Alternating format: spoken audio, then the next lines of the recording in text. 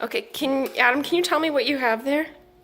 I don't know. What's that? Bulldozer. Mom, can I see my bulldozer? Yeah. Take a picture of him. I am, honey. Please don't. Can you tell me what you call your bulldozer? This is a bulldozer. You- I'll do it with his blade down so I can see.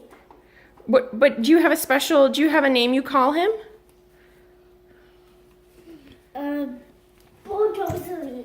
But what else do you call him? What did you just call him a minute ago? Bulldozer. How about, is he your sweetie? Now can I see him? Wait, so what do you call him? Bulldozer. And what's his other name? Stop, please stop. I just want to hear you call him your sweetie. I think it's darling. And I gotta tell you. Do you see him? Nope. I only see your mug. Oh, mug. Now. Please don't push the buttons, sweeters.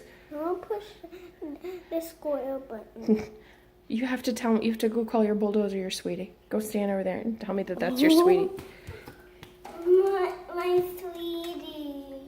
He's my sweetie. Are you my sweetie? Yeah.